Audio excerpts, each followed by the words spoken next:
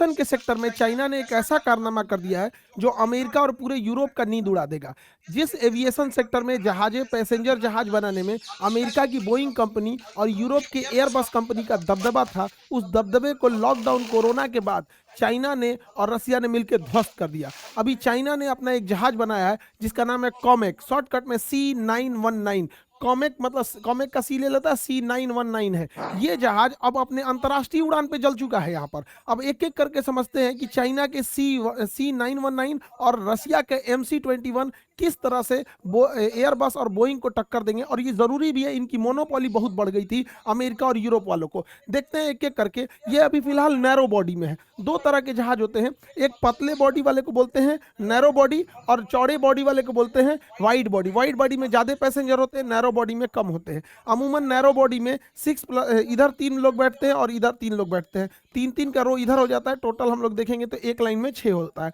यही वजह है कि अगर किसी को सीट दिया जाएगा तो सीट में ये होगा A B C D E और F और ए जो होता है विंडो सीट होता है। तो एक का एक हो जाएगा। वैसे ही सीट नंबर 2 पे जाएंगे तो A B C D E और F हो जाएगा। ए और एफ विंडो सीट हो जाता है इसमें। तो ये नैरो बॉडी में होता है। लेकिन अगर वाइड बॉडी की बात करेंगे तो इसमें कॉन्फ़िगरेशन 3+3+3 का हो जाता है। लेकिन कई बार क्या होता है ना, जो इकोनॉमी क्लास होता है उसमें पूरा खचाखच जनरल डिब्बा होता है। फिर प्रीमियम इकोनॉमी होता है, थोड़ा सा अच्छा होता है। सबसे अच्छा बिजनेस क्लास और फर्स्ट क्लास होते हैं।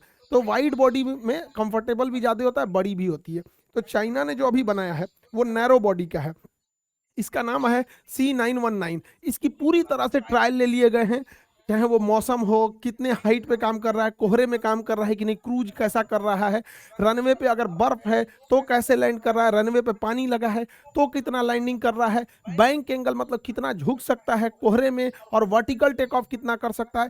पूरी रेगरस पूरी इसकी जब कंप्लीट जांच हो गई तो इसे डोमेस्टिक उड़ाया गया चाइना के अंदर ही। और डोमेस्टिक उड़ाने के बाद हर चीज देखा गया कि टेक ऑफ कितने जल्दी, कितने छोटे रनवे पे कर सकता है, लोड के साथ टेक ऑफ कितना कर सकता है, लैंडिंग के लिए नाइट लैंडिंग कैसी हो रही है, लैंडिंग कितने देर में हो सकती है, टर्निंग रेडियस कितना है। जब सब कंप्लीट हो गया तो चाइना ने इसको अपने डोमेस्टिक मार्केट से उतार के इंटरनेशनल ले गया। ये उसके कॉकपिट का है। ये जॉयस्टिक कंट्रोल है, यहाँ पे स्टिक कंट्रोल। बोइंग में जो होता है पूरी तरह से उसका एक हैंडल दे देता है। तो ये पूरा उसका कॉकपिट व्यू है। ये उसका केबिन है। केबिन बहुत चौड़ा है। अगर साइज में देखेंगे तो ये किसी भी देश के लिए बड़ा गर्व का विषय होता है। और यहीं पे 12 अगस्त इसी साल 12 अगस्त 2026 को इसे चाइना की राजधानी बीजिंग से पहली अंतर्राष्ट्रीय उड़ान करके मंगोलिया की राजधानी उड़ान बटोर तक भेजा गया है। जब उड़ान बटोर पर भेजा गया तो इस जहाज के पैसेंजर के साथ साथ इस जहाज का भी भव्य स्वागत हुआ। जब भी कोई जहाज कोई नए कीर्तिमान को हासिल करता है, या तो नए बार पहली बार एंट्री करे, या रिटायर हो, या पहला अंतर्राष्ट्रीय उड़ान भरे, तो उसे दोनों और फायर ब्रिगेड की गाड़ियां ऐसे फुहारे का गेट बना देती हैं जिसे वाटर सैल्यूट कहते हैं। उसके बीच से ये जहाज निकल जाता है। तो ये उसका फर्स्ट इंटरनेशनल वाटर सैल्यूट मिला था। हालांकि इससे पहले ही साल से ये अपने चाइना में घरेलू उड़ान में ये सेवा दे रहा था। चाइना में ये 2023 से इंट्रोड्यूस हो चुका था, बट वो चाइना के अंदर था। अब ये इंटरनेशनल हो गया और इसके बाद पूरे दुनिया में इसका ये एक्सपोर्ट करेगा। जानते हैं चाइना किसी चीज को बना लेता है तो उसे सस्ता करने में चाइना सबसे आगे है। लेकिन अगर देखते हैं इसी के कंपटीटर की जो दुनिया में दबदबा है तो बोइंग कंपनी का, तो इसी मॉडल में बोइंग कंपनी जो 737 ले आती है वो 2017 में लाई थी। एयरबस A320 नियो जो आया था 2016 में आया था।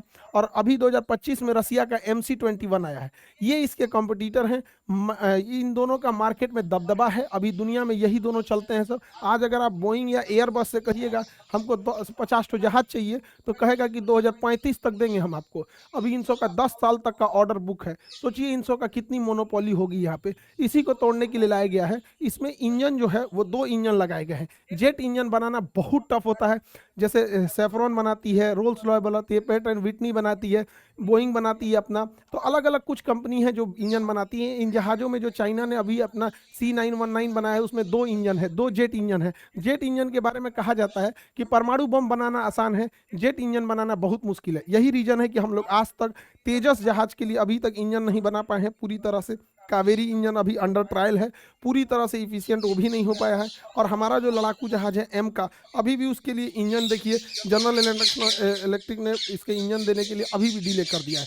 तो इसमें जो इंजन लगाया गया है वो 2 इंजन लगाया गया है। बोइंग जो इंजन यूज करती है उस